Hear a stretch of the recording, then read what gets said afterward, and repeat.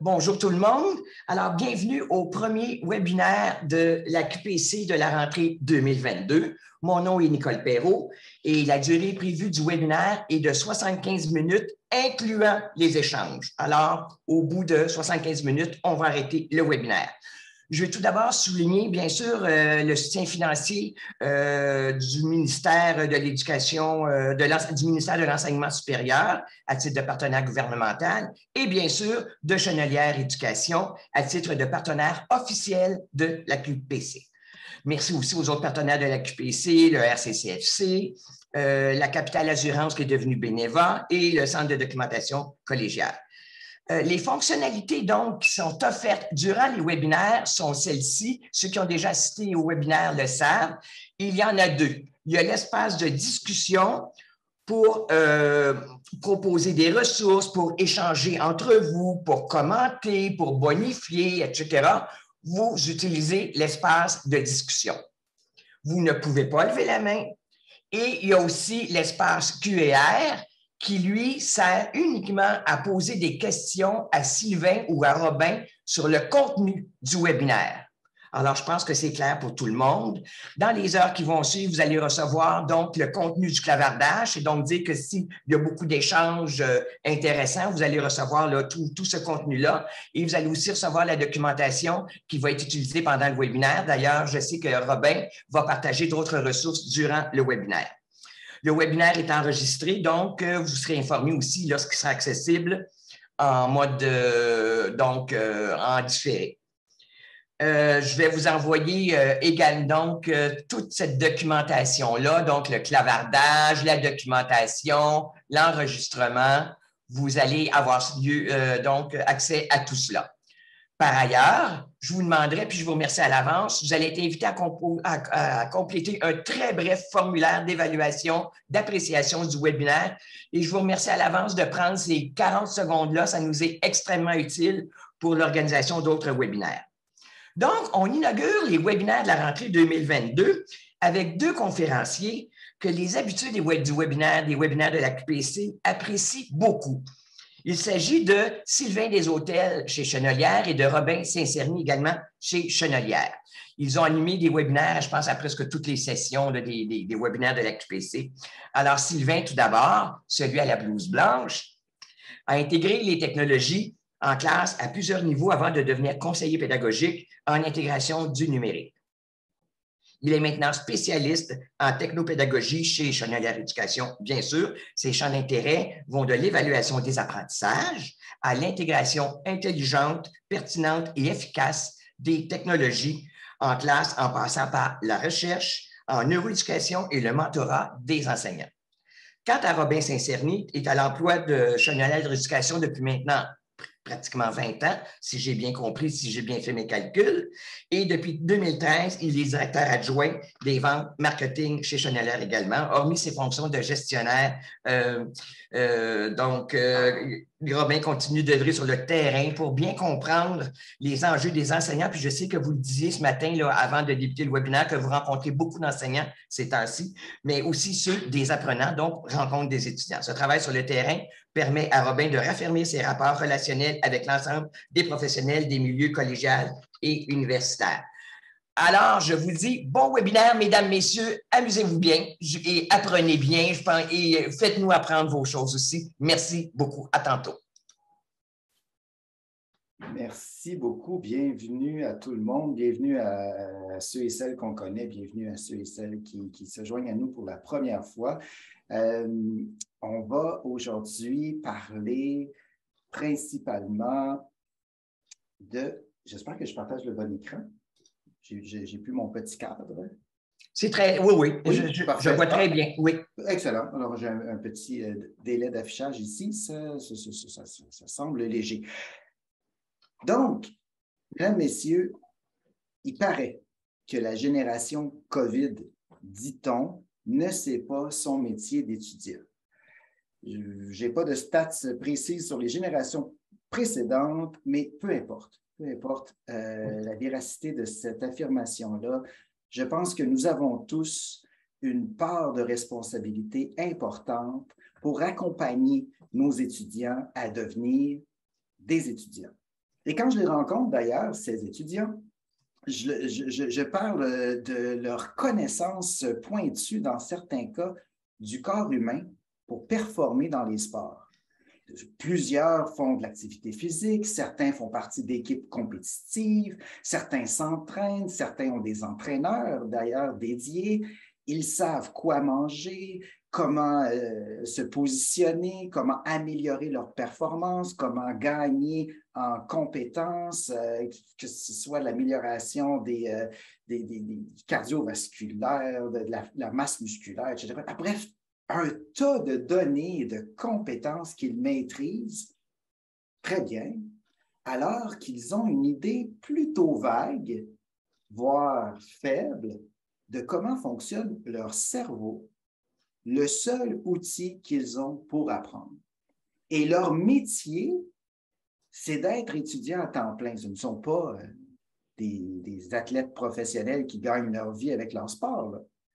Alors, ce débalancement-là m'a interpellé et c'est le partage de différentes expériences qu'on a fait dans la dernière année que je veux amener ici.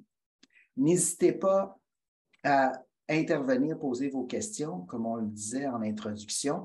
Gardez un œil sur la fenêtre de clavardage. On va vous transmettre énormément de références et de ressources pendant le webinaire.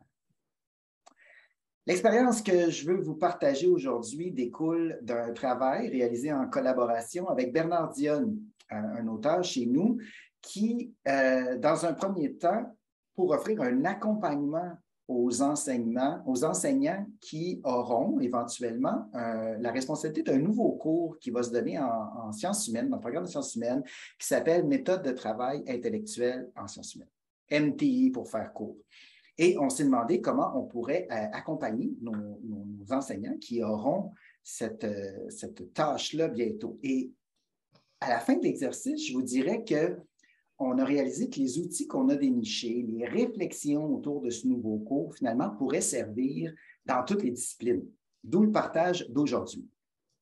Dans un autre temps, je vais aussi vous raconter l'expérience de rencontres qu'on a fait au collégial et à l'université avec des étudiants sur le métier d'étudiant. Alors, c'est parti. Pour mettre la table, un mot d'abord sur la planification à rebours qui nous aide à sortir la tête de l'eau, à viser la fin de la session afin de mieux préparer nos interventions. Et là, j'ai une pensée particulière pour nos collègues qui apprennent qu'ils ont à donner un cours quelques moments avant la première rencontre avec les étudiants. Des fois, ça se fait un peu tard. Et qui, là, dans les premières semaines, ont l'impression, un, d'avoir une montagne à gravir et deux, d'avoir une quantité incroyable de trucs à préparer, de lecture, bref, de petits détails à mettre en place. Ce que je vous propose, c'est de regarder à la fin pour commencer. De commencer par jeter un regard au loin sur la toute fin de la session. La mise en œuvre, dans le fond, c'est un questionnement qu'on a par rapport à nous-mêmes comme enseignants sur le legs, ce qu'on va laisser à nos étudiants qui vont partir de notre cours. Et là, on peut déterminer comme ça un espèce de profil de nos étudiants qui réussissent le cours. Qu'est-ce qu'ils vont faire avec ce qu'ils ont acquis comme connaissances, comme compétences dans notre cours pour la suite du chemin? J'aime bien ce petit dessin de ce chemin plein de méandres, mais qui continue au-delà du cadre. Il y a une suite après notre cours. Mais avec quoi ils partent pour cette route-là, pour continuer leur route?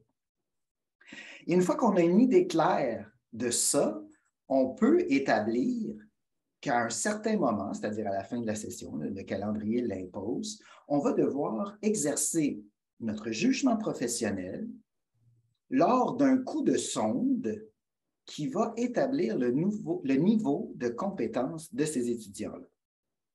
Mais juste avant, il faudra avoir établi ce qu'on appelle dans le jargon la cible du cours, qui est en fait une production finale par laquelle l'étudiant aura le fardeau de nous fournir sa preuve de compétence. Et ça implique plein d'affaires, à commencer par une fine connaissance par l'étudiant de ce qui est attendu. Puis, quand l'étudiant comprend ce qui est attendu, il est capable de nous démontrer à quel point il est compétent dans cette production dite finale. Un travail de session, par exemple, une présentation importante. Bref, ça a différents formats. Juste avant, je pense qu'il serait vraiment important de donner l'occasion aux étudiants d'apprendre de leurs erreurs, d'apprendre de leurs expériences en cours de route, sans que ça les pénalise sur le résultat final. Des moments où on peut se dire « Ah, j'ai essayé quelque chose et ce n'est pas exactement là que j'étais attendu, mais j'apprends de cette situation-là, je corrige le tir, je négocie le prochain virage pour me rendre à destination. » C'est le sens à donner, à mon avis, comme on l'a dit dans les webinaires précédents, à l'expression évaluation formative. Et j'aime bien le titre qui est utilisé ici sur la quatrième goutte à l'écran. Avant ça, en prenant un autre pas de recul, on aura mis en place des moments où les étudiants vont pouvoir, à l'aide de différentes démonstrations, nous permettre, dans le fond, d'observer des traces d'apprentissage qu'ils vont nous laisser. C'est ça, des moments où je vais dire « Ah, cet étudiant-là progresse selon les attentes, j'en ai des preuves concrètes. Cet étudiant-là a plutôt besoin d'aide, j'en ai des preuves complètes. » Au lieu d'attendre, par exemple, je ne sais pas quoi donner comme exemple, mais je pourrais rester passif à attendre que les élèves qui ont des questions, des problèmes viennent me voir. Si je prends dans ma planification des moments précis pour dire il va y avoir des exercices, il va y avoir des différentes productions qui vont être attendues. Je reviendrai sur le mot production tantôt d'ailleurs. Je pourrais modifier mes interventions. Autrement dit, ma planification, ce n'est pas nécessairement de placer en ordre une séquence d'événements ou de contenus à donner, mais bien de garder en tête une bibliothèque de ressources, un corpus d'éléments que je peux, au besoin, amener aux étudiants qui en ont besoin pour progresser, en ayant tout le temps en tête ma destination finale. Et je regarde en avant, c'est là que j'amène ma classe ou mon groupe d'étudiants. Évidemment, avant tout ça, j'aurais mis en place, dès le tout début de la session, là on parle de ces jours-ci pour la session d'automne, évidemment, un test diagnostique, une activité de diagnostic pédagogique là, à propos du risque que mes étudiants commettent des erreurs. Est-ce que ma classe regroupe des étudiants à risque de commettre des erreurs ou d'utiliser des stratégies qui sont inappropriées?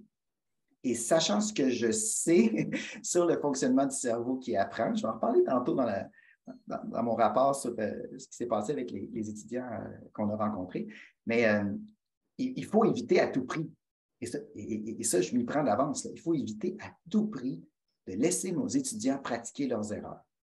Et pour ça, il faut se rendre compte qu'ils font des erreurs, corriger le tir le plus tôt possible pour éviter qu'il y ait consolidation de connexions neuronales qui mènent à des erreurs ou des stratégies inappropriées.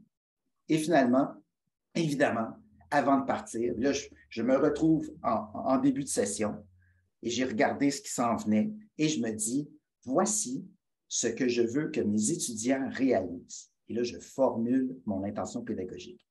Pour rappel, si vous en avez besoin, dans les webinaires précédents, on a présenté différents tableaux, synthèses, d'outils pour aider à la formulation d'intentions pédagogiques. On va vous glisser ça dans le clavartage. Qu'est-ce que je veux que mes étudiants apprennent? Qu'est-ce que je veux que mes étudiants réalisent? Les prochaines diapositives veulent illustrer ce qui se passe dans nos têtes, comme prof, là, au moment d'aborder un nouveau cours, une nouvelle session. Je vais vous inviter à suivre notre chemin mental pour que vous puissiez comprendre, dans le fond, comment on a cerné le besoin d'expliquer aux enseignants des méthodes de travail efficaces et des bonnes pratiques. On s'est tout le temps demandé comment les sciences de l'éducation pourraient élever nos étudiants en compétences.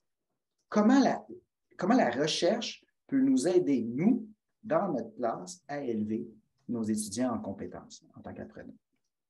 Vous avez à l'écran présentement la formule passe-partout que j'utilise d'habitude pour formuler une intention pédagogique que je communiquerai à mes étudiants, bien sûr. Et là, dans l'exercice ici, on a mis ça en parallèle avec la documentation officielle.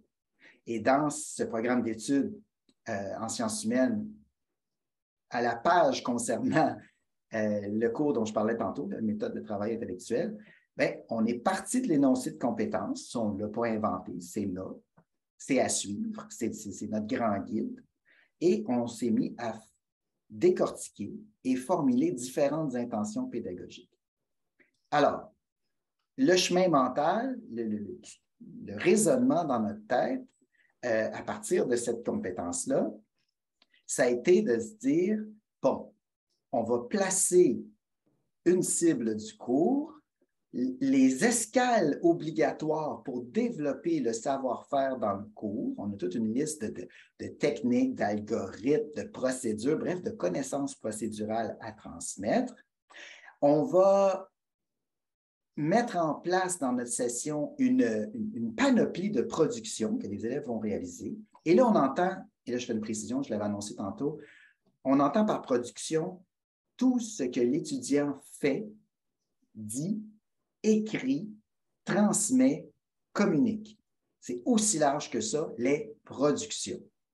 Et l'évaluation critériée, pour dire à quel niveau de compétence l'étudiant est rendu, porte sur la production, jamais sur la personne.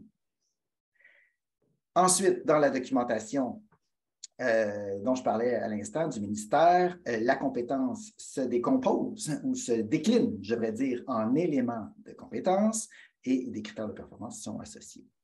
Alors, une fois que j'ai ce chemin-là en tête, je remplis, dans le fond, chacune des cases pour mettre en place les différents morceaux de mon cours.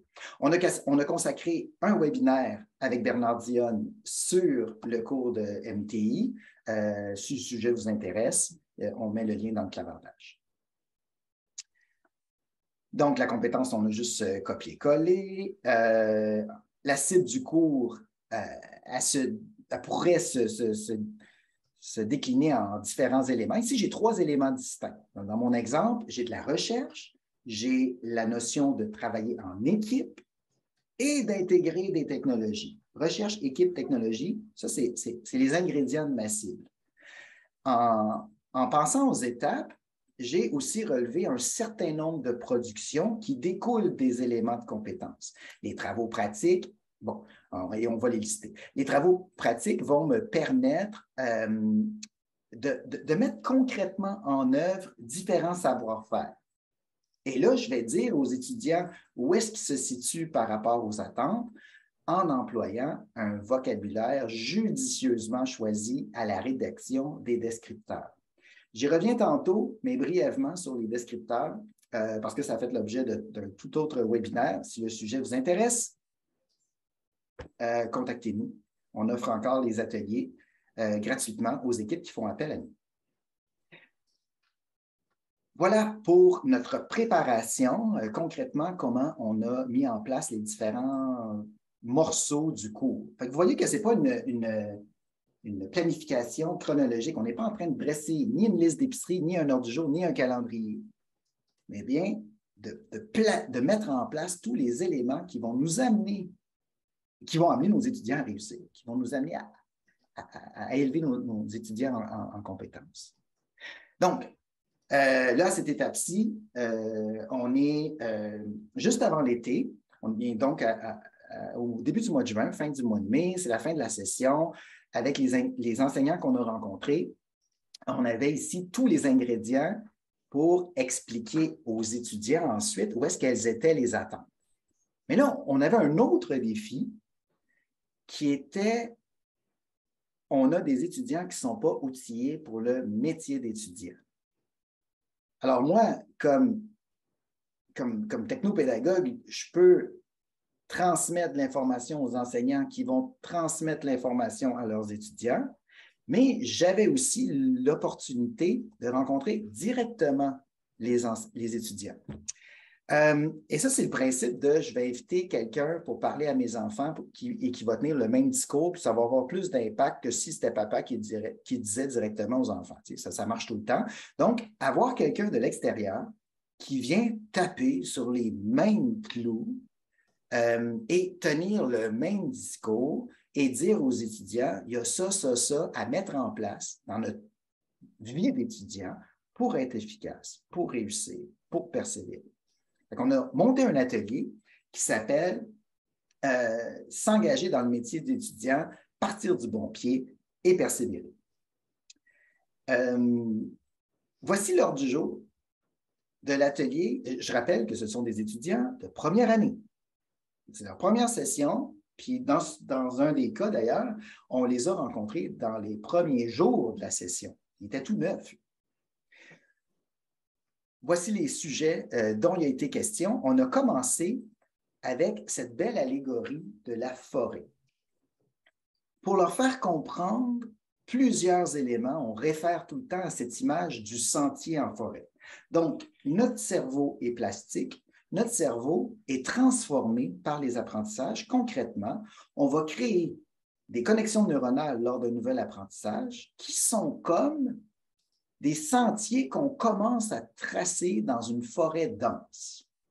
Au premier passage, on voit que les branches ont été cassées, que c'est à peu près par là que le chemin a été emprunté, mais à force de passer au même endroit, les connexions neuronales se consolident. Alors, pour garder l'image de la forêt, le sentier devient de plus en plus clair. Dans l'image que vous voyez, il n'y a pas de doute sur le chemin à emprunter. En fait, ce n'est pas une obligation. Hein? On n'est pas obligé de marcher dans le sentier. On peut se donner le trouble de passer dans les branches, mais le cerveau veut économiser de l'énergie et le cerveau empruntera les sentiers les plus clairs juste pour épargner de l'énergie. Évidemment, c'est beaucoup plus rapide et c'est moins énergivore pour passer du point A au point B dans notre forêt, de juste marcher dans le sentier. Mais ce faisant, on entretient le sentier. C'est-à-dire que le sentier s'entretient parce qu'on a emprunté le sentier. Et ça, c'est important aussi comme image. La répétition va consolider les connexions neuronales. On va parler tantôt de stratégies très efficaces au niveau de la répétition, ce qui sera d'espacer les répétitions parce que passer 50 fois dans le sentier le premier matin et ne plus jamais y retourner de l'année, c'est inefficace. La forêt aura repris ses droits, puis quand on revient la saison suivante, bien, on ne le trouve plus, le chemin. Il faut passer de temps en temps, puis après ça, c'est peu d'efforts. Hein. Les anglophones ont une magnifique expression, c'est une marche dans le parc. On passe dans le sentier, puis on l'entretient, tout simplement. Par contre, comme enseignant, là, ici, je lève un signal d'alarme important. On ne laissera pas nos étudiants tracer des sentiers qui mènent à l'erreur ou à des stratégies inappropriées parce que leur cerveau va emprunter ce mauvais chemin par la suite. On sera super vigilant avec nos étudiants débutants, avec nos étudiants en début de séquence pour éviter de tracer des chemins qui ne sont pas les bons chemins. Le cerveau ne sait pas c'est quoi un bon algorithme, ne sait pas c'est quoi la bonne réponse. Le cerveau emprunte les sentiers faciles. Alors, j'interviens rapidement. Sinon, imaginons qu'un élève a pratiqué énormément d'erreurs. Il y a une belle autoroute comme celle qu'on voit à l'écran dans sa tête. Et là, je me rends compte que les 50 exercices ne sont pas bons. Il faudrait qu'il fasse un nouveau chemin dans sa tête. Faire un seul exercice la veille de l'examen ne remplacera pas les 50 pas bons, les 50 mauvais. Il faudra tracer un nouveau sentier qui deviendra plus important que celui-là. Donc, si celui-là est le résultat de 50 passages, il faudra faire le bon exercice de la bonne façon avec la bonne stratégie 75, 100 fois à côté pour que ce nouveau sentier devienne le sentier principal. Mais quel gaspillage d'énergie, quel gaspillage de temps.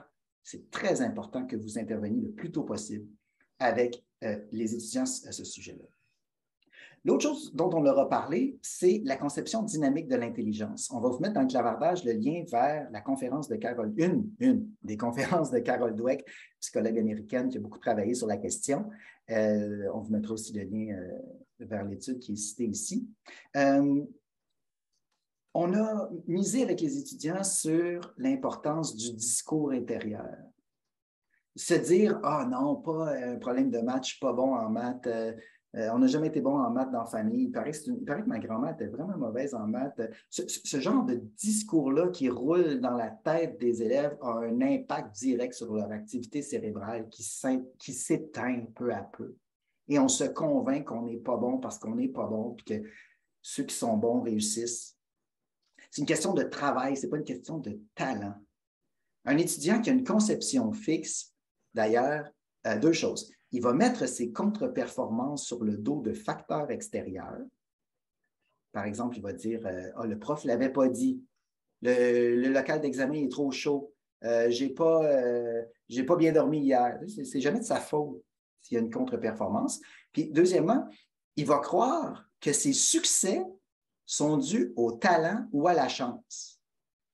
D'ailleurs, le prof a peut-être, sans le vouloir, entretenu ça, parce qu'au début de l'examen, après avoir distribué les copies à tout le monde, pour lancer la séance d'évaluation, il a dit à tous « bonne chance ».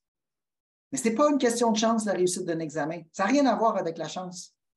Alors, il faut, dans ces interventions, valoriser le développement d'une conception très dynamique de son intelligence et se demander, bon, maintenant que j'ai connu telle contre-performance, tel échec, telle difficulté, qu'est-ce que je peux apprendre de ça et comment je vais le réinvestir pour m'améliorer et continuer parce que je suis capable, parce que mon cerveau est plastique. Comme deuxième sujet, on leur a parlé évidemment de la gestion du temps. On va vous mettre dans le clavardage les outils, les ressources de l'organisme Taisez-vous, qui soutient les étudiants en rédaction de thèse, donc troisième cycle, mais aussi au niveau du deuxième cycle à l'université, des ressources qui ont été faites par les étudiants, pour les étudiants, et qui, à mon avis, sont très parlantes pour nos étudiants au cégep. Je veux dire, on n'a pas besoin d'attendre la maîtrise pour gérer son temps. Hein. On devrait apprendre ça au secondaire, d'ailleurs. Mais c'est important dans le monde actuel où notre attention est diluée, d'apprendre à se concentrer sur une seule tâche à la fois, qui est à le faire pendant une courte période. Lorsqu'on a rencontré les étudiants, on leur a parlé de séances de travail intenses de 50 minutes, suivies de 10 minutes systématiques de vraies pauses où on se détache de notre espace de travail, où on se lève, on va faire autre chose. Il y a des étudiants pour qui 25 minutes de travail suivi de 5 minutes de pause, c'est tout ce qu'ils peuvent donner, je veux dire, au niveau de concentration là, optimale. C'est correct. Il faut aussi qu'ils apprennent à se connaître là-dedans. On a, troisièmement, parlé des fameuses lectures obligatoires. Tous ces textes qu'ils auront à lire pendant la session, pendant leur apprentissage, après leur apprentissage pour consolider ou préparer une évaluation, mais aussi avant l'apprentissage. On appelle ça lectures préalables qui sont suggérées ou imposées par les enseignants. Lecture longue, parfois difficile, c'est normal. On ne parle pas de baisser le niveau de difficulté des lectures, on parle de préparer nos étudiants à les lire en leur donnant une intention de lecture pour éviter que nos élèves soient à la fin d'une période de lecture comme dans le brouillard, avec l'impression qu'ils n'ont rien retenu et que leur cerveau est juste plus embrouillé qu'avant de commencer. On a parlé de lecture active et on leur a demandé de préciser deux questions, la réponse à deux questions importantes avant de commencer à lire.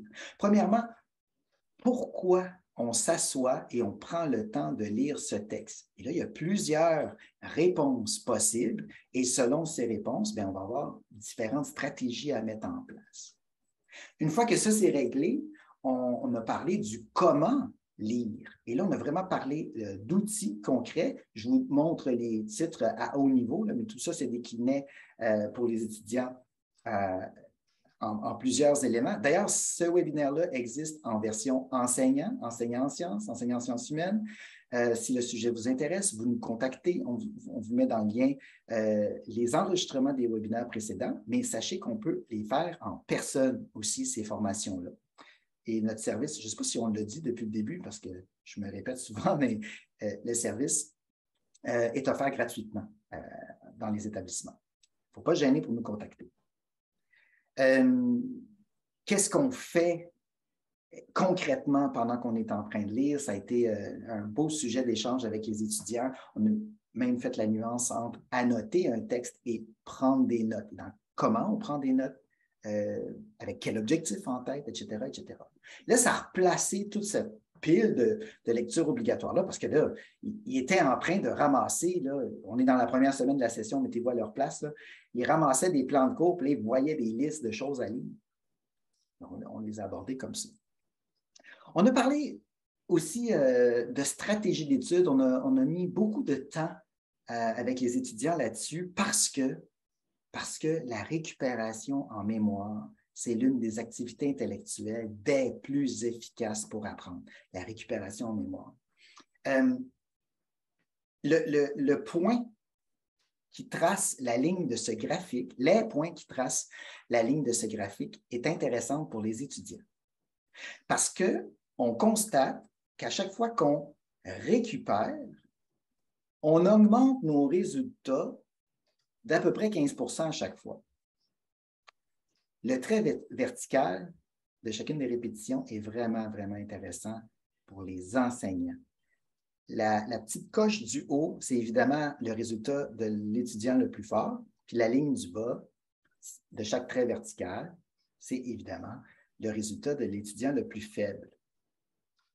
Moi, ce qui m'intéresse comme pédagogue, c'est qu'à partir de la 5e, 6e récupération, l'écart entre le plus fort et le plus faible diminue jusqu'à presque disparaître.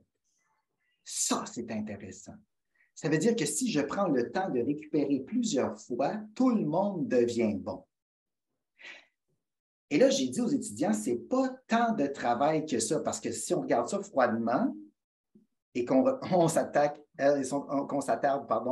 à ce graphique seulement, on a l'impression qu'il faut récupérer en mémoire, donc se tester sur tous les contenus tout le temps.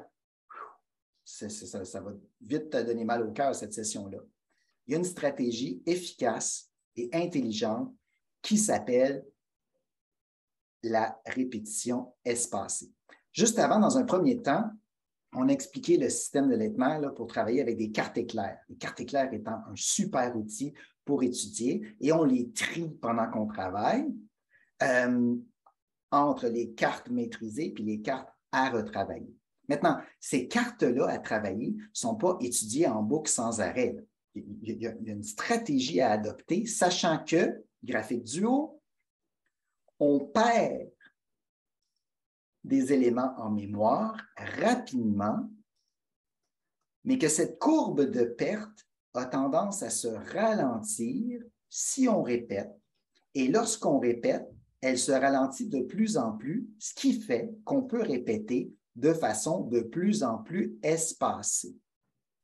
Et là, j'attire votre attention sur cet espacement-là. J'ai un extrait d'une conférence de Martin Riopel qui a donné à l'école d'été de neuroéducation à l'UQAM il y a 2-3 ans. C'est disponible sur YouTube, on va vous donner le lien. C'est hautement pertinent parce que le message envoyé aux étudiants, c'est pas tant de travail que ça, c'est super important de travailler intelligemment. Alors, voici l'expérience qui a été menée dans laquelle on avait établi le seuil de réussite à 68 %. Bon, juste pour les besoins de l'expérience, si l'étudiant se rappelait de 68 % des contenus, ça allait bien. S'il chutait en bas de 68, on refaisait un entraînement. Première cohorte, le groupe est séparé en 3 groupes, en 3 sous-groupes. Alors, première cohorte, seuil de réussite très bien atteint. On a étudié avant l'examen, on passe l'examen, résultat au-dessus de 70. on ne touche plus à la matière. Au bout d'un mois, on a déjà oublié la moitié des contenus, sans surprise. Si on passe notre examen et qu'on a la note de passage et qu'on s'en va au cours suivant, la session suivante, bien, à long terme, qu'est-ce qui nous reste si on n'a pas revisité notre sentier? Bien, rien, la forêt a repris ses droits. On s'est rendu compte qu'on avait besoin d'un réentraînement pour maintenir notre deuxième cohorte au-dessus du seuil de réussite. Et là, les résultats ont été meilleurs que la première fois.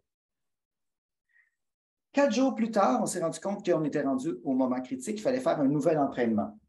Oh, effet secondaire intéressant, les résultats sont meilleurs que les fois précédentes. Et la courbe d'oubli est un peu ralentie, si bien que le prochain moment où un nouvel entraînement est nécessaire arrive maintenant 9 jours plus tard. Nouveau test, très bon score, on s'améliore de fois en fois, sans surprise. La courbe descend plus lentement, tellement plus lentement qu'on se rend compte qu'on va franchir le seuil, je vous rappelle qu'il était dans cette expérience-là à 68 16 jours après le troisième entraînement. Et là, on laisse cette cohorte aller et on se rend compte qu'au bout de 3 mois, on a perdu au moins 40 des contenus. Et ça continue à chuter lentement. Alors, pour éviter de passer sous le seuil de réussite, on a besoin d'un nouvel entraînement. On se rend compte que c'est 25 jours après le moment où on a séparé les 2 derniers groupes. Qu'est-ce à dire pour nos étudiants? 1, 2, 3, 4 entraînements dans un mois, suivi d'un seul entraînement dans le mois suivant. Ce n'est pas tant que ça. Permettent de maintenir un seuil de réussite. M. Riopel nous dit dans sa conférence que l'échelle en journée pourrait être changée pour des semaines, des mois. Le pattern découvert ici se répète de façon très mathématique. Vous avez remarqué que c'est le carré du nombre d'essais qui nous donne le nombre de jours nécessaires où il faut intervenir pour se donner une répétition. Alors, si je reviens au diagramme ici, ça, c'est un nombre de récupération sans espacement, mais on sait qu'à la 8e récupération, on est rendu tous très forts.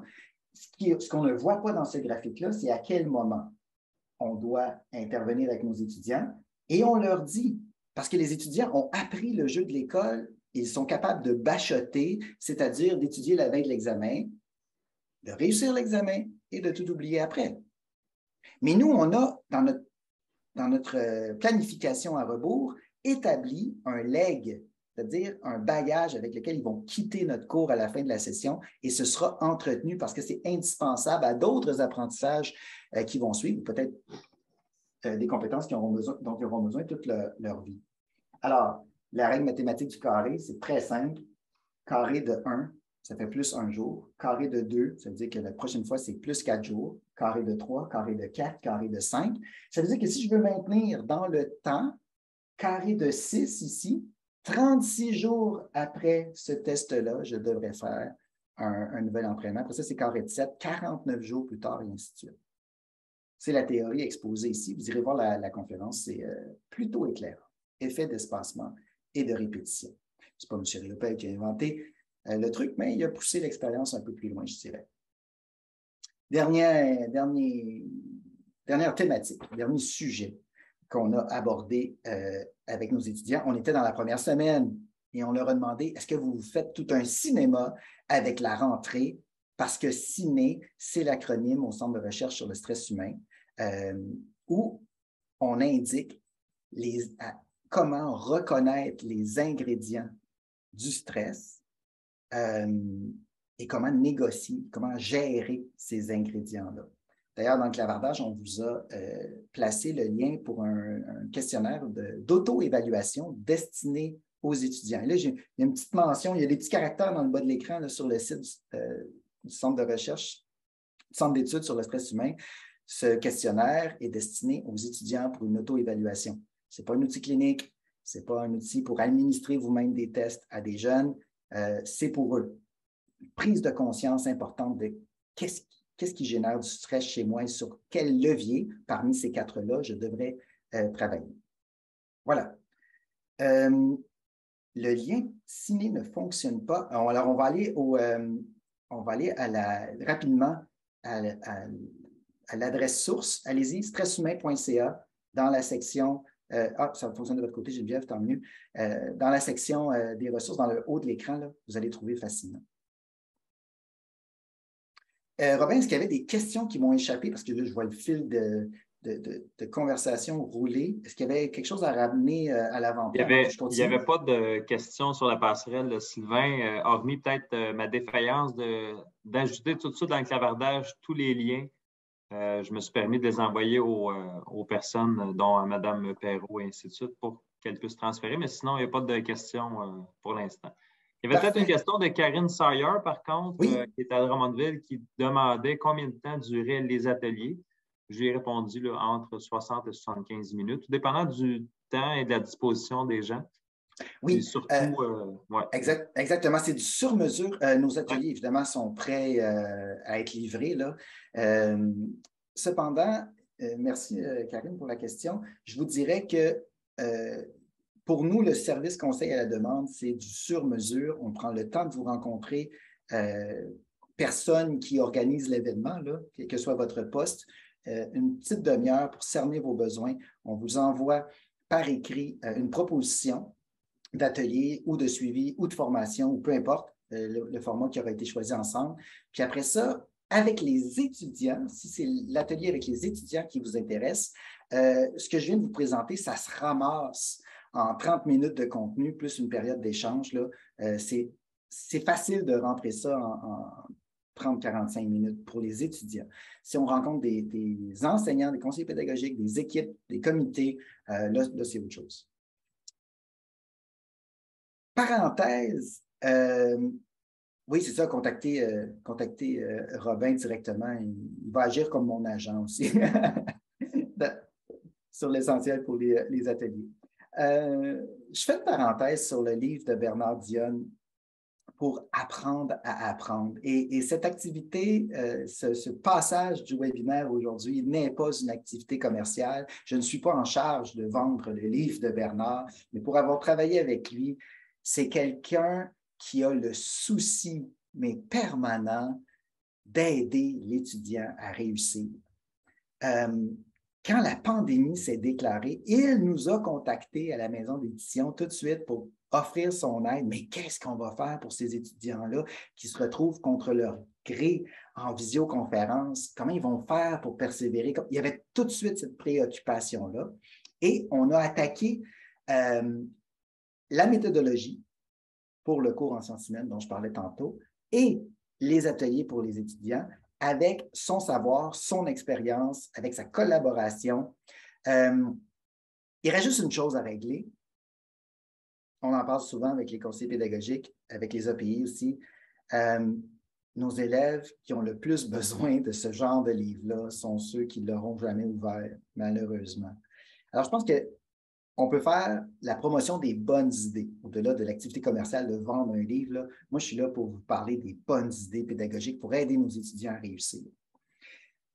Et la présentation de la ressource dans un langage accessible aux étudiants sur le métier d'étudiant, je pense que c'est une grande force de cette première partie du livre qui s'appelle justement « Le métier d'étudiant ». Il y a 7 chapitres, les 7 premiers chapitres du livre qui sont consacrés à « C'est quoi ça, le métier d'étudiant » Selon votre résolution d'écran, c'est plus ou moins clair, là, mais on parle de se motiver, de gérer son temps, de gérer son stress, de prendre des notes, de lire activement, d'étudier, de réussir ses examens, de travailler en équipe, en collaboration. Ça, c'est contre-intuitif, surtout dans les programmes où on a le couteau entre les dents à se battre pour avoir meilleur quotaire que son collègue parce qu'on veut rentrer à sa place dans une faculté.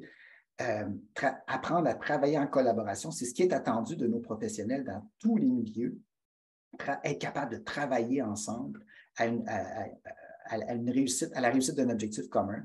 Bien, c'est pas évident. C'est pas évident à mettre en place. Ça va un peu contre notre système de notes au profil préuniversitaire. Donc, on a des bons éléments, des bonnes pistes de réflexion. Puis comme enseignant, c'est vraiment intéressant d'aller jeter un œil là-dessus. Voilà mon commentaire éditorial. Je veux vous dire que Bernard a pris le temps d'étudier les éléments de la compétence, les numéros 1 à 6 à gauche. Les éléments de la compétence du cours d'MTI correspondent à certains chapitres de son livre, colonne du milieu, et suggère des activités pour développer ces compétences, colonne de droite. Il y a un grand trou vis-à-vis la 4e ligne, c'est que ces activités-là étaient sur la plateforme en ligne. Là, on ne les a pas numérotées ici, mais il y avait trouvé du contenu. Voilà. Alors, merci pour le commentaire dans le clavardage. Ça va exactement dans ce sens-là. Pour conclure, et on aura l'occasion d'échanger ensemble là-dessus, je veux profiter d'un aussi grand groupe. On est 126 dans la salle pour avoir des idées de bonnes pratiques, avoir des réactions aussi, des commentaires, des souhaits sur ce que je viens de brasser comme idée. J'aimerais ça qu'on profite du fait qu'on est plusieurs ensemble pour bonifier nos pratiques. Donc, il ne faut pas se gêner pour participer activement. Voilà, à la deuxième partie qui sera un échange.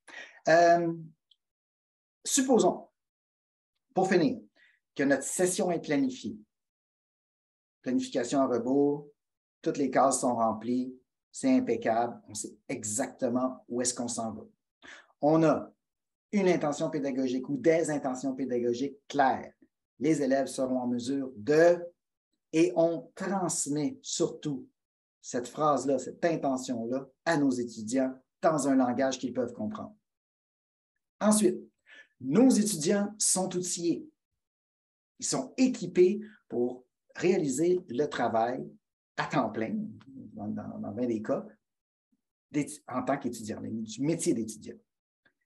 Là, il nous reste concrètement, la session est démarrée, là, on est dedans, là, il nous reste concrètement à assurer un travail quotidien de suivi, de l'accompagnement des apprentissages.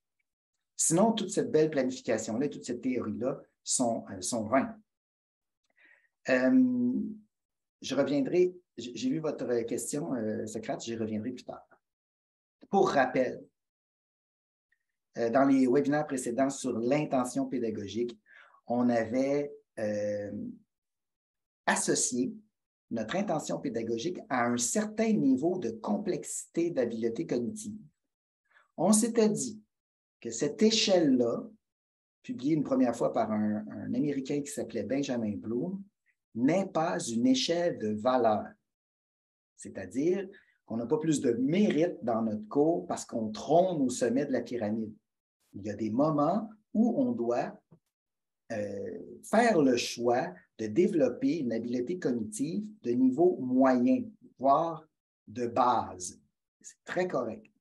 Cependant, au niveau de la compétence de notre cours, de l'énoncé de la compétence, au niveau du profil de l'étudiant qui réussit notre cours et qui s'en va faire d'autres choses après, c'est sûr qu'on l'a amené à développer quelque chose qui se situe dans les habiletés cognitives de haut niveau, évidemment. Ensuite, toujours dans mon rappel des épisodes précédents, on a associé cette intention pédagogique à un certain critère d'évaluation. Ça nous avait mené en toute cohérence vers le choix de critères d'évaluation en phase avec notre intention pédagogique. Certains auteurs, comme Catherine Bellec, parleront d'alignement pédagogique. L'alignement pédagogique, ça tombe sous le sens, là. C'est presque une tautologie, mais c'est essentiel de se le rappeler. On va avoir le souci de formuler une intention, d'enseigner en fonction de cette intention et d'évaluer ce qui a été enseigné. Vous conviendrez avec moi que c'est de la logique pure, là. Mais c'est ça. C'est pas toujours aussi évident que ça à mettre en place dans notre cours, ce qui fait qu'on a besoin de faire le point avec nos étudiants sur ce qu'ils ont fait de bien, de leur situation par rapport aux attentes, de l'état des lieux en cette 3e, 4e semaine de la session, par exemple, pour pouvoir leur dire ce qu'ils doivent encore travailler, améliorer. Bref, quelles sont les suites à donner. C'est tout. Si on pouvait avoir cette flèche-là qui nous dit ça va pas, une espèce de jauge qui oscille selon la progression de l'étudiant, ce serait vraiment parfait. Sauf que concrètement, ça prend la forme d'un tableau, mais qui s'inspire de ce simple schéma-là. Encore là, si la chose vous intéresse, si le besoin chez vous, c'est de clarifier vos gabarits, contactez-nous. On a du soutien pour la création de ces grilles d'observation, du niveau de compétence chez l'étudiant.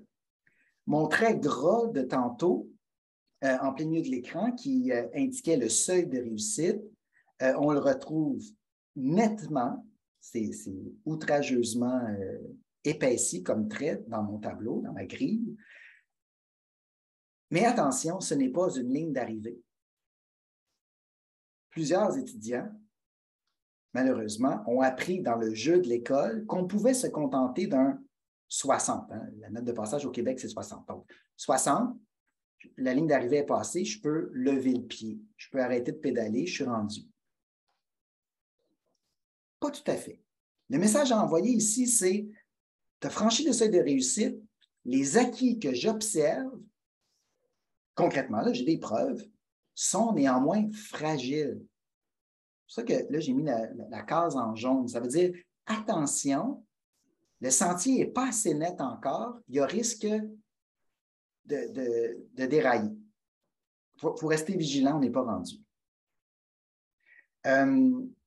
Et là, pour être clair, on va choisir des noms d'échelons très éloquents pour les étudiants, pas pour nous, pas pour notre département. Pour les étudiants, c'est à eux autres qu'on s'adresse avec la grille. C'est le vocabulaire qui deviendra le jargon dans le cours.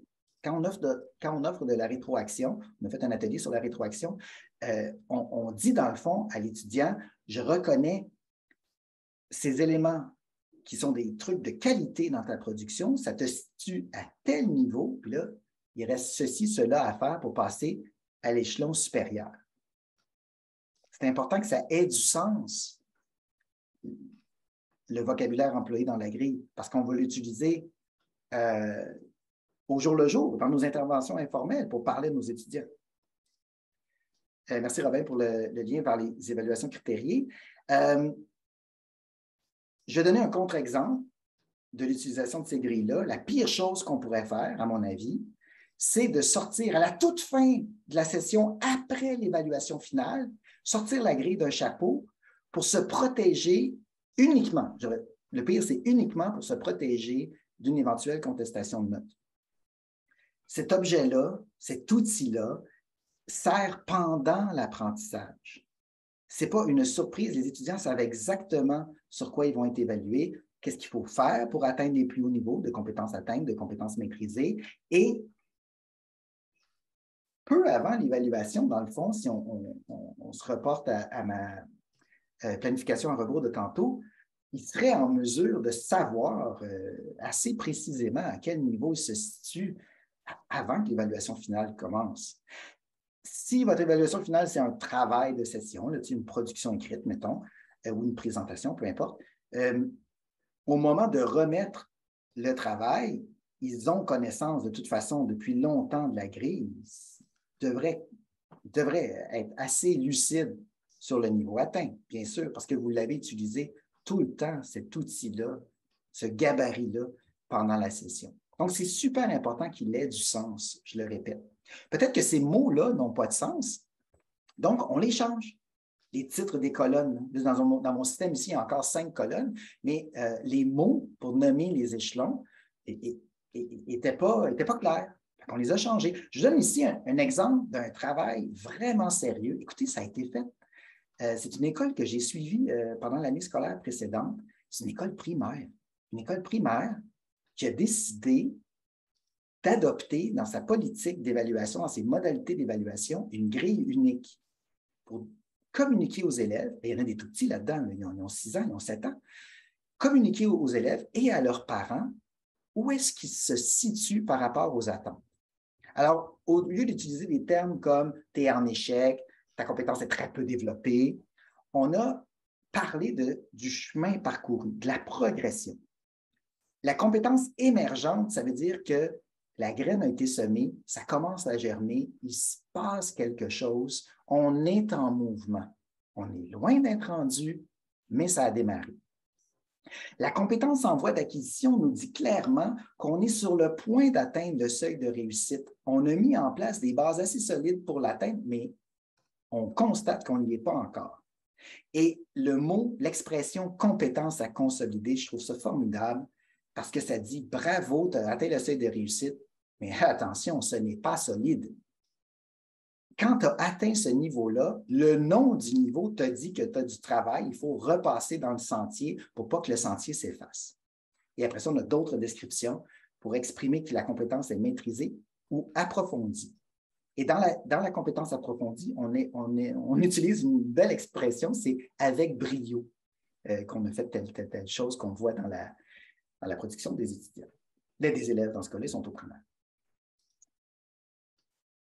Je boucle la boucle, voilà, avec une grille cohérente, avec notre planification. Je sais qu'il y a beaucoup de texte à l'écran. On ne fait pas ça, mettre autant de texte dans une diapositive. Mais je vais juste vous montrer. En haut, on a notre intention pédagogique qui tient en une phrase.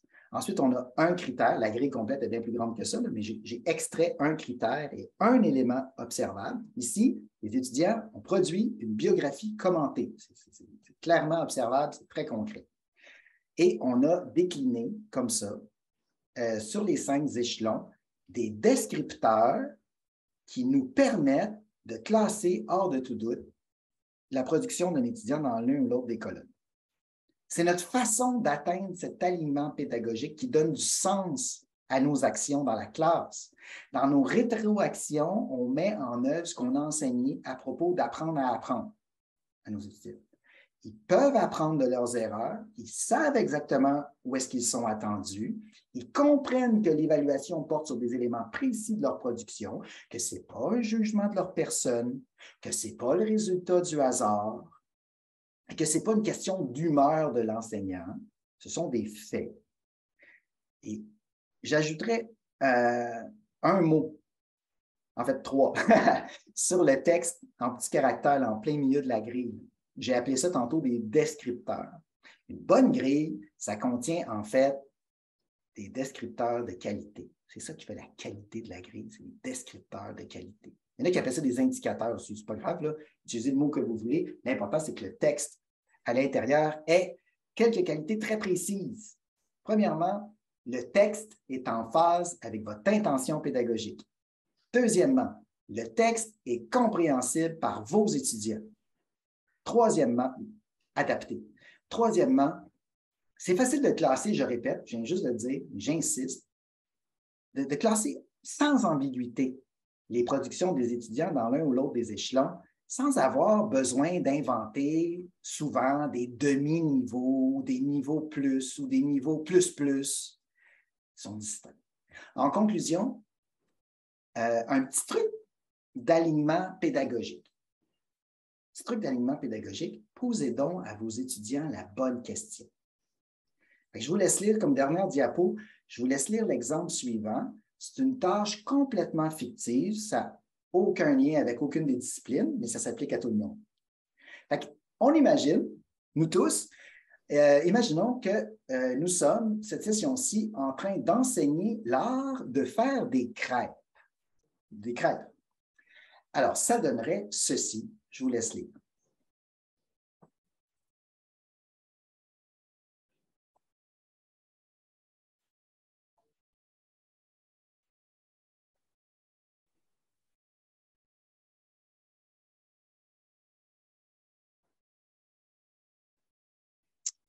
Voilà, mesdames, messieurs, je me tourne maintenant vers les questions pour échanger avec vous.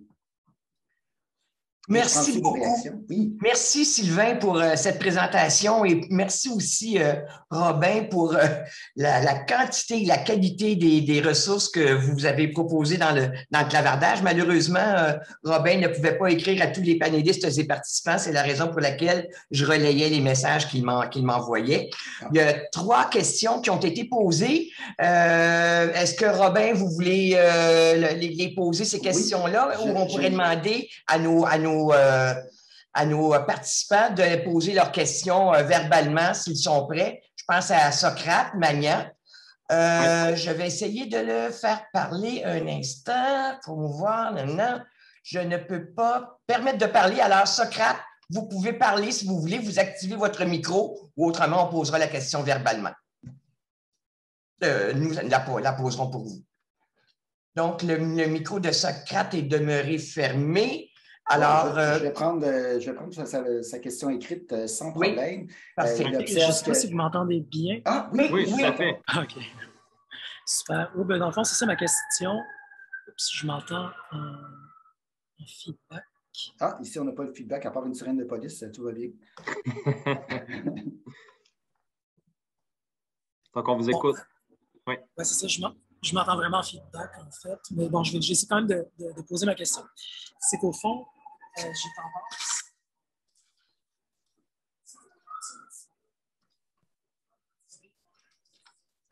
Bon, Socrate, je pense qu'on va poser la question verbalement de notre côté. C'est comme si vous étiez 2 fois dans le webinaire. Je vois votre nom à 2 reprises dans les participants. C'est peut-être ce qui fait le son, là. Alors, on indique dans le texte que l'évaluation formative permet une performance sans anxiété, mais qu'elle a souvent l'effet de ne pas être prise au sérieux par les étudiants qui sont les moins rigoureux. À l'inverse, les évaluations sommatives sont prises au sérieux par tout le monde, mais ça suscite là une anxiété de performance.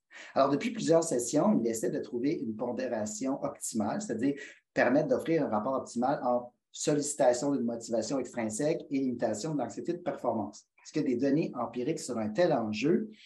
Il y a quantité d'articles sur cet enjeu, en effet. Premièrement, je réfère aux travaux de Roland Viau à l'Université de Sherbrooke sur les leviers motivationnels. Essentiellement, ils sont 3. On va faire ça très rapidement. Est-ce que l'élève se sent compétent? Est-ce que l'élève sent qu'il a le contrôle? Est-ce que l'élève sent que c'est utile de faire cette tâche-là? Au niveau du contrôle, je pense que c'est un levier vraiment intéressant. Nous devons cibler notre intention pédagogique sur ce qu'on veut voir réaliser, sur le contenu, et on pourrait laisser l'étudiant nous prouver ça, s'il a bien compris l'évaluation, la grille d'évaluation, en choisissant son contenant. Donc, la manière de nous prouver, ce que je veux faire, c'est laisser le fardeau de la preuve sur les épaules de l'étudiant. Il a tout ce qu'il faut pour me prouver qu'il est compétent. L'autre donnée empirique sur l'impact des notes, et ça va répondre en même temps à la question d'Amanda qui nous disait, est-ce qu'on peut changer cette perception-là que une fois passé le 60, on lève le pied, puis on se laisse aller. C'est plusieurs années d'accumulation, d'expérience qui confirment l'étudiant là-dedans. Tantôt, je disais apprendre le jeu de l'école, 6 années au primaire, 5 ans au secondaire, à l'âge qu'ils ont, ils arrivent à 17 ans à peu près, là. C'est beaucoup de métiers derrière la cravate où on a appris le jeu de l'école, c'est-à-dire faire ça, parce qu'à l'école, c'est ça qu'on fait. Ça se déconstruit et il y a tout un mouvement qui a été entamé par des enseignants, par des conseillers pédagogiques, qui est super bien résumé dans le rapport sur l'état et les besoins de l'éducation au Québec du Conseil supérieur de l'éducation en 2018 qui s'intitulait « Évaluer pour que ça compte vraiment ». Je vous invite à aller écouter je vous mettrai le lien tantôt, la petite capsule vidéo sur YouTube Évaluer pour que ça compte vraiment, publié par le CSE, donc le Conseil supérieur de l'éducation. Je pense que toutes les clés, toutes les réponses sont là. On sait ce qu'il faut faire, on a les outils pour le faire, il faut juste décider de le faire. Mais décider de le faire envers et contre tous, c'est-à-dire, dans certains cas, les parents, parce qu'ils sont allés à l'école, donc ils ont une opinion sur le sujet. Les enseignants, pour qui certaines méthodes de travail sont plus confortables que d'autres. Et les étudiants, imaginez, vous avez des étudiants performants en sciences nat qui arrivent au cégep avec des moyennes incroyables du secondaire. Ils sont performants dans ce cadre-là. Si on change les règles du jeu, ce sont les premiers à se révolter. Ça marchait jusqu'ici. Cependant, ça ne marche pas tant que ça. Si on regarde les statistiques récentes, on voit qu'il y a presque un garçon sur 2 qui ne réussit pas son secondaire en 5 ans et que le modèle de performance attendu convient à certaines filles. Je vais laisser Égide Royer en parler plus que moi, c'est son champ d'expertise, là, mais ce système-là, effectivement, ce n'est pas le bon, on s'en va nulle part avec ça. Il y a un sérieux coup de barre à donner. Et pire, vous lirez dans la presse ce matin, d'ici 7 ans, il y a un pourcentage incroyable d'enseignants qui vont être partis à la retraite. Démographiquement, c'était calculable depuis 20 ans, mais c'est ça qui se passe. On va manquer encore plus d'enseignants, déjà qu'on est en pénurie. Donc, nos élèves de secondaire 5 de cette année devraient au cégep choisir de s'en aller éventuellement en éducation, d'être admis en faculté d'éducation, puis devenir des enseignants. On n'est pas là. Même, je ne sais pas, j'ai peut-être pas assez suivi la campagne électorale, mais je n'ai pas entendu parler d'enjeux d'éducation beaucoup récemment. C'est des choses à mettre en place. Donc, pour répondre concrètement à votre question, ce sont d'abord des... on ne peut pas attendre que les autres le fassent à notre place ou que les politiques se mettent en place. Il y a des actions très précises, dont ce dont on a parlé aujourd'hui, à mettre en place dans votre classe. Quand vous fermez la porte, vous donnez votre cours, c'est là qu'on peut changer les choses. Stéphanie qui nous demande si Chenelière offre aussi des formations aux professeurs sur les méthodes quantitatives et qualitatives en sciences humaines. Nos équipes de profs ont demandé cette mise à jour sur ces thèmes. J'ai pas sur ma petite poche en arrière, mais c'est un beau sujet à creuser. Absolument. Que c'est intéressant comme présentation, Sylvain. Vraiment, c'est enrichissant. Ça donne le goût à la réflexion, ça donne le goût de se dire, même si l'on est dans une période de rush en tant qu'enseignant, de prendre aussi une pause puis prendre un recul vers tout ce qui s'appelle évaluation. Et je vous remercie beaucoup tous les deux pour cette présentation-là, qui est vraiment enrichissante. Si les gens désirent clavarder sur le sujet ou encore poser des questions, il nous reste encore 6 minutes. Mais effectivement, il y avait Stéphanie là, qui demandait si on vous offriez là, des formations aux professeurs sur les méthodes quantitatives et qualitatives en sciences humaines. Parce que dans son collège, à Stéphanie, à Montmorency, les profs ont demandé une mise à jour sur ces thèmes. Et effectivement, le Robin indique que oui, Chenelière offre ce type de formation et que de nouveaux volumes seront d'ailleurs disponibles à cet effet très bientôt. Voilà. Et merci, Nicole, d'ouvrir la porte à ce coup de chapeau. On a quand même, je n'ai pas eu les chiffres sous les yeux tout le webinaire, mais plus d'une centaine d'enseignants qui ont pris le temps de s'occuper de leur formation continue ce midi. C'est tout à votre honneur. Bravo. Tout à fait. On avait 128 participants au pic. Au pic. Oui, et il y a beaucoup de gens probablement qui vont vous regarder en différé parce que vous avez eu là, près de 250 inscriptions. Alors, c'est quand même intéressant. Alors, c'est encourageant. Et je vois, bon, ceux qui me connaissent savent que j'ai pris une retraite il y a 3 ans, mais que je continue à être active. Et c'est toujours extrêmement stimulant de voir à quel point il y a beaucoup d'enseignants qui demeurent ouverts constamment à la créativité, à l'apprentissage, à la bonification. Et ceux qui participent, bien sûr, au webinaire de la QPC, entre autres, vous en êtes un exemple patent. Merci beaucoup pour tout. Et je vous souhaite une belle fin de semaine. Puis merci encore à Sylvain et à Robin, qu'on aura sûrement l'occasion de revoir bientôt dans un autre webinaire. Merci énormément. Merci beaucoup, Nicole. Merci à tout le monde. Oui.